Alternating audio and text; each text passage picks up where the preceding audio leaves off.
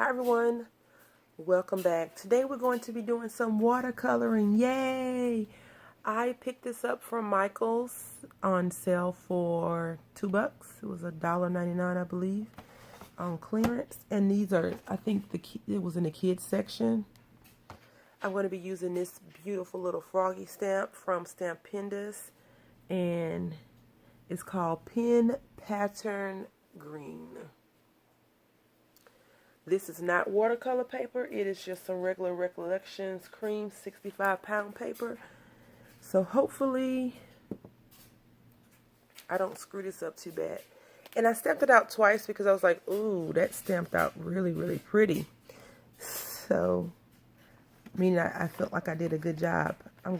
I'm not, I just want to say this, I'm not well versed in watercoloring besides what we did in elementary school. And I have dabbled in it a little bit, but I've made mud. And I don't think I know much about watercoloring besides it has colors. You stick it in the water and you make different colors. I know a lot of people have palettes that they'll pull colors from and put over, but we're not going to do that. And also, this came with the whole little get up. We're going to be using this Martha Stewart Kohl ink, and it's definitely not waterproof, so I may get some run in this. I know all of this. One thing is I couldn't find my watercolor paper.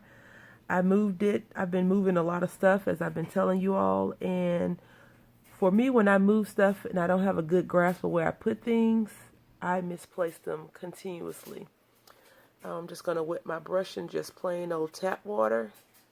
And I like for my brushes to be, I need to get one more thing. I like for my brushes to be loose, even though I'm not a painter, a watercolorist, or anything like that. But you see how it was kind of hard, so I just wanted to get that done. And I probably should have used a different color, but I didn't. I used cream because that's what I had easily accessible. I didn't want to open up a new pack of non-watercolor paper just to play around with. And I was going to stamp out this cute little house mouse stamp that Mom to Create sent to me in Happy Mail, but I chose not to. I chose to do it more justice by getting real watercolor paper and stamping it out and seeing what I could do. So I've wet my brush just a little bit. And again, this is not a tutorial. We're just hanging out and having fun. I want to color the froggy. So I am dipping it in this color right here.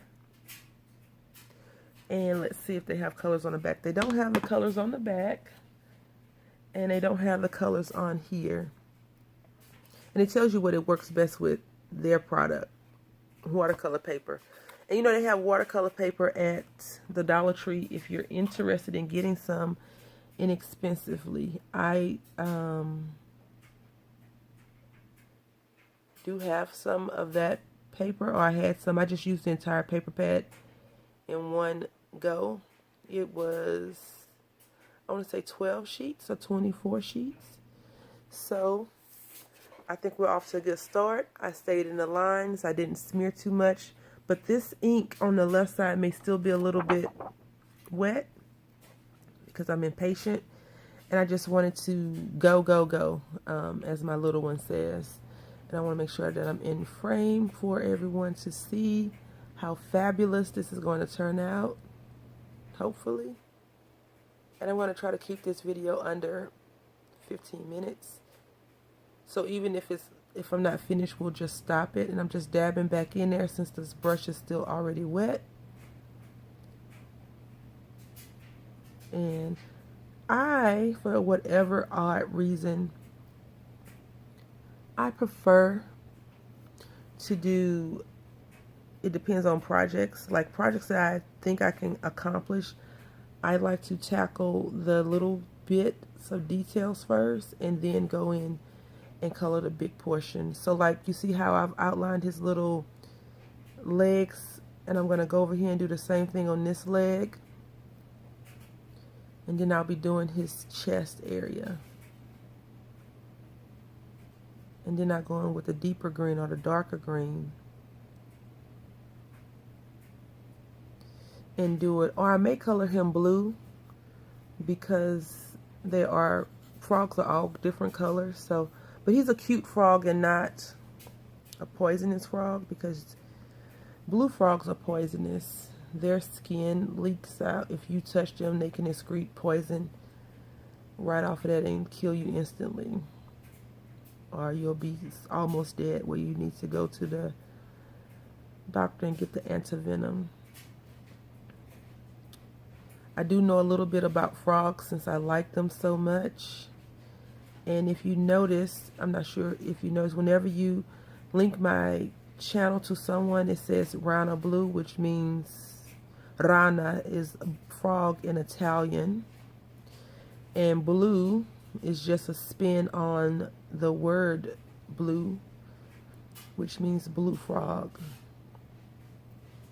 So that was my name at first. And I'm going to give him some crazy eyes.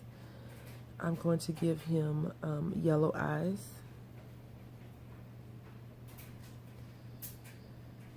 So, just on the little eye slits. And hopefully the yellow shows up on this cream paper.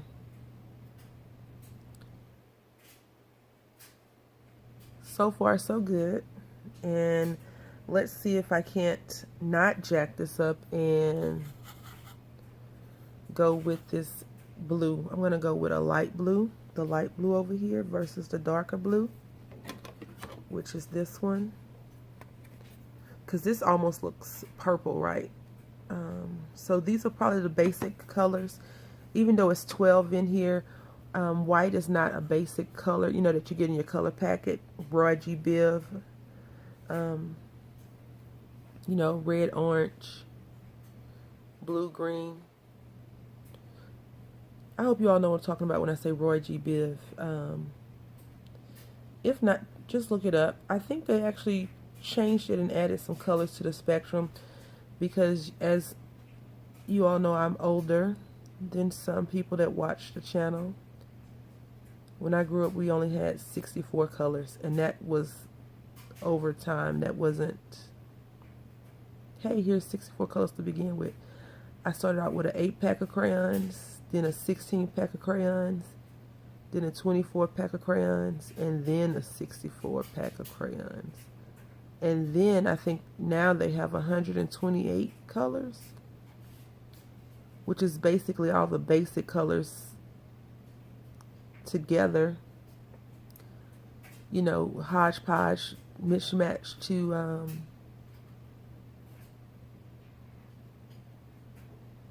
make a new color, which is cool.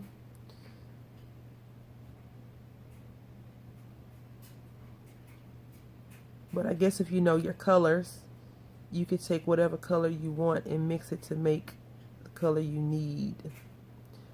And right now I don't need any color mixing, just doing some basic ones.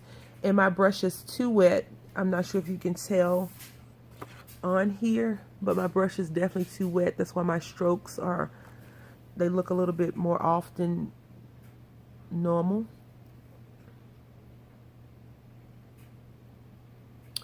And I'm probably coloring this as if I would write, which is okay for me.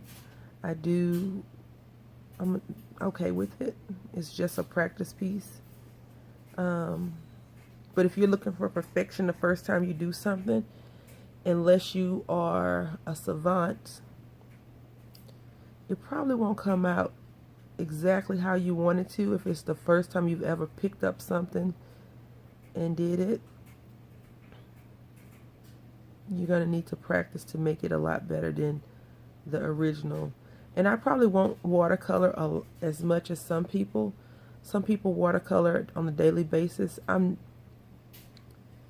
I want to hone in on some of my other craft skills first before I say I love watercoloring, which I don't find a problem in it, doing it, because it's fun and relaxing. I think it would probably be a lot more relaxing if the camera was off and I was watching or listening to the news, even though the news is not relaxing.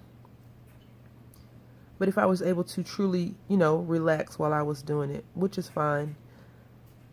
And you see, now that my paintbrush is drying up, or I use most of the water, you can tell that the right side of my little frog, well, the right side that I'm coloring, is lighter. So I'm just going to go back over it and make it a little bit more darker.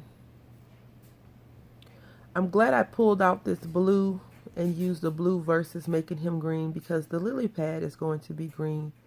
And it would just be one big green thing. So this is definitely a blue little froggy, which is okay. I'm totally okay with it.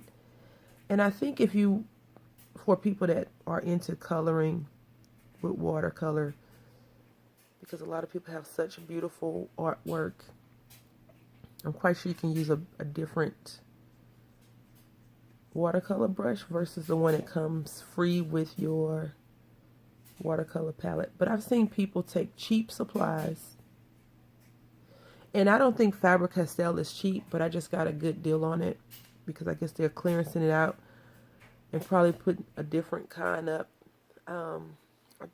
You know, I've seen people use cheap, inexpensive supplies and create something super, super awesome, and made it look like they use expensive supplies. But I do know as we progress in our hobby, we tend to up the ante and get more expensive things because we want to see if they work better than the inexpensive tools that we've used. And I guess that's true for anything that you're doing. You always, well, most people are constantly upgrading what they have. So he's done. He got a little bit more sun on that side, so he's darker. Has a little farmer's tan going on. And now I'm just going to color this lily pad. Actually, I think what I'll do is use this blue up, because he's definitely in a pond. So I'll come back over this blue with green maybe. It's not that serious. We're just playing around with it.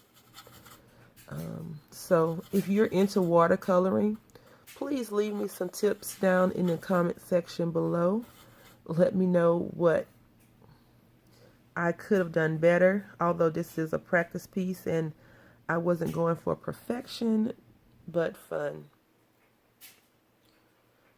I know that some people love watercoloring, whereas some people love marker coloring, and some people love pencil coloring and acrylic painting. So just let me know what you think.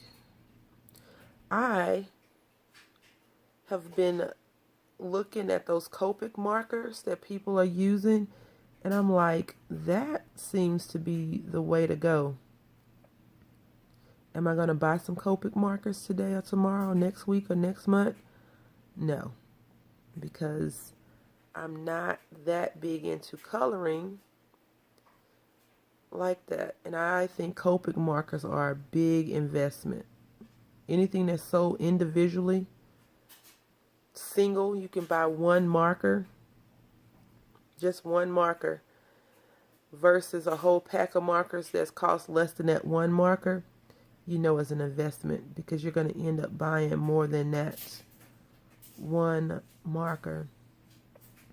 I guess I could try some Spectrum Noir when they go back on sale for like $5 or so. But again, I'm not really pressed to get any more craft supplies unless it's paper or stamps or something like that. I don't feel like I need markers because I'm not, or colors or anything like that. I'm not really coloring that often. And I have plenty color pencils, as you've seen in previous videos that I've been sharing with you all, that I'm just coloring to have fun. And when you're having fun, it's not work, right? And I'm definitely not getting paid by anyone to be coloring a froggy, so it's all cool. No worries. These little details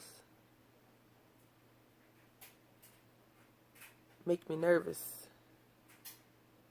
Make me nervous.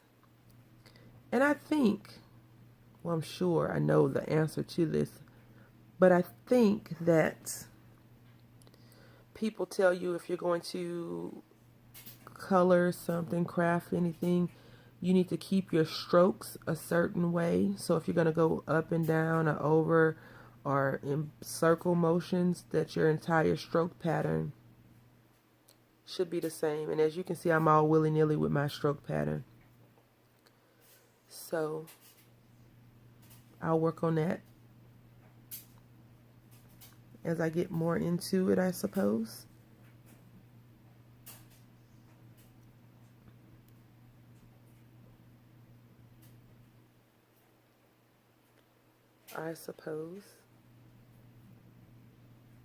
So let me know in the comments, besides the stroke pattern, if you like coloring and all that other stuff, what is your favorite part about crafting? For me, my favorite part for crafting, I have two parts, is going out and trying to find super awesome deals, and then collecting the stuff, and then creating something that I felt that I couldn't do until I completed the project. So my next, oh my God, I'm a nervous wreck about trying to create this project or do something, is going to be either an album. So I have to go over and watch The Clumsy Crafter, because I believe in my heart of hearts that she makes the most beautiful albums that I've seen, because she actually shows you how to do everything. Other people make albums, but they don't share with you their tips and tricks. So she shows you how to make them. And I think that's the beauty in a lot of people that do show you how they create things, is because they say, hey, look, I've given you all the tools you need to create these projects, but if you feel like you can't do that, then I also have this project for purchase. And I think that's what is awesome about people that create and then share their work with you by either gifting it to you, selling it, and letting you know how and where to get it and or make the project. Because even if they tell you their trade secret, you're still not going to get it like they got it. That's just a fact. You may come close and you may be better than them, but you're not going to make it exactly how they made it.